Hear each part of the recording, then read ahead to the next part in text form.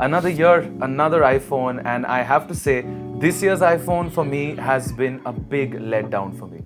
Yo, what's up guys, Anubhav here. Welcome back to a brand new video here on the channel. In today's video, I'm gonna tell you guys my experience of using the iPhone 16 as my daily driver and sharing a few things with you that I think you should know about if you're considering buying this phone today. With that said, be sure to drop a like, subscribe to the channel, press on the bell icon, and let's get started. Alright, a lot of hype was there this year when the iPhone was about to be launched, and I really thought that this time Apple is gonna bring 120Hz or at least 90Hz to the iPhone 16 regular series. And that is the first point that I would like to talk about. Guys, I really don't understand how Apple is still selling a 60Hz phone that costs around 80 to 90,000 rupees, where in the same market there are budget Android phones worth 10, 11, 12,000 rupees that come with at least a 90Hz panel. I really thought that this year would bring that change where we would be able to see a 120Hz or at least a 90Hz panel, but hey, I guess Apple still thinks that having a high refresh rate display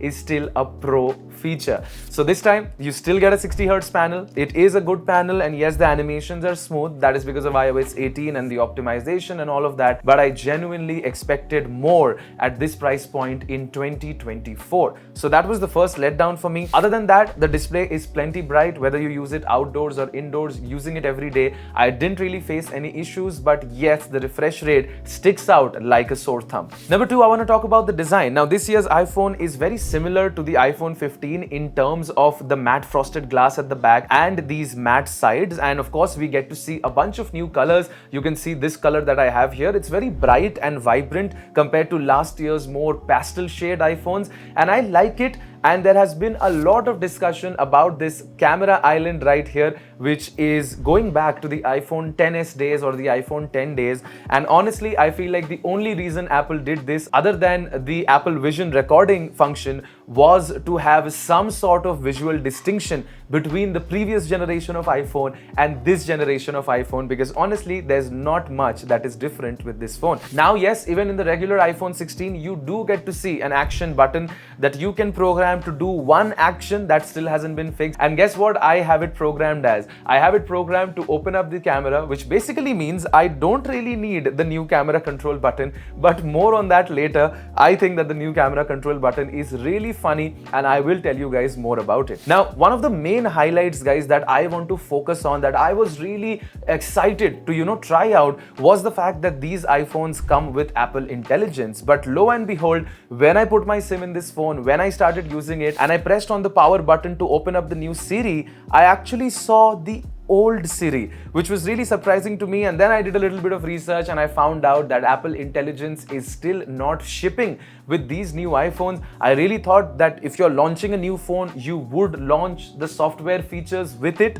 It only makes sense to advertise it so much if the features are there, but not really the case this time. Apple Intelligence is going to come in US English late 2024, which basically means we might get to see it by the end of the year. But yeah, if you're thinking that I'm gonna get the latest iPhone and use all the Apple Intelligence AI features that they showcased in the keynote and all of that, well, it's not really happening, because this still comes with the old Siri out of the box as of now. Now, other than that, everything has been super smooth. Performance really hasn't had any hiccups that I was expecting, and this is the kind of thing that you can expect from an iPhone. Battery life also has been great, and overall I feel like this is a good improvement on the 15 series, but a very minor, a very nominal improvement that most of you are not even going to notice. Trust me, I test the new iPhones every year whenever they come out, and if I don't notice them, I think all of you guys who are actually going to use a phone for at least 2 years, 3 years, 4 years or more, there is no change that you will notice unless you're upgrading from the iPhone 12 or the iPhone 13.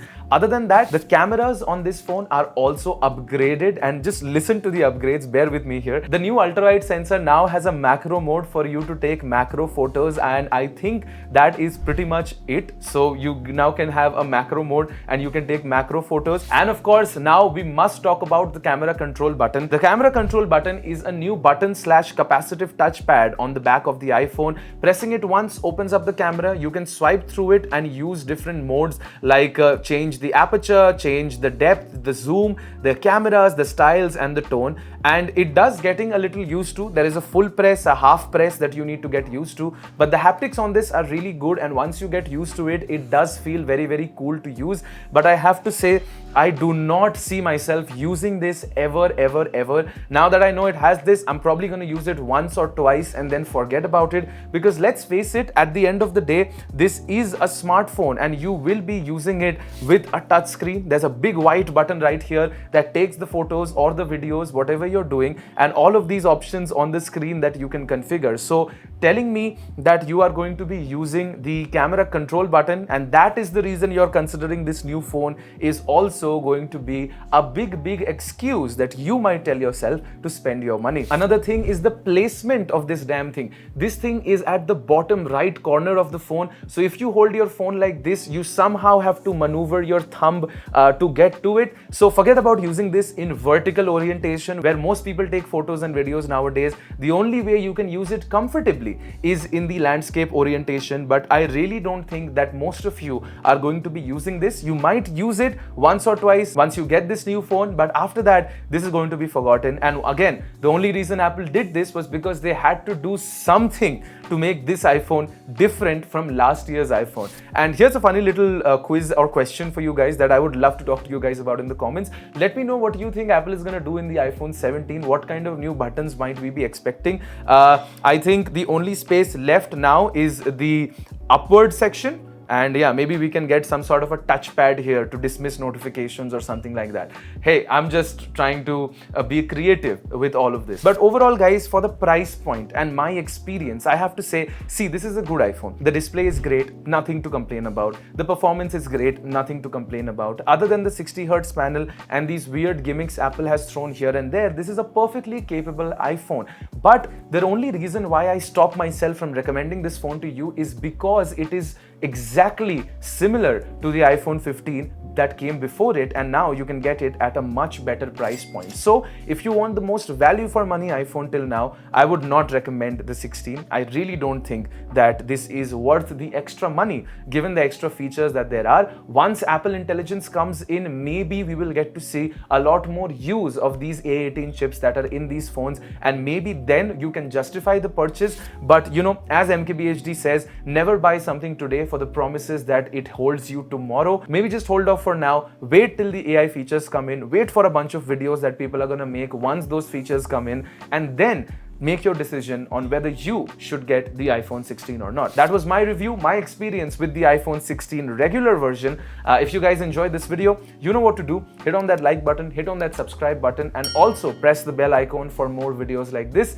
With that said, ladies and gentlemen, this is Anubhav signing out. I'll catch you guys next time. You guys have a great day. Take care, stay safe, and peace out.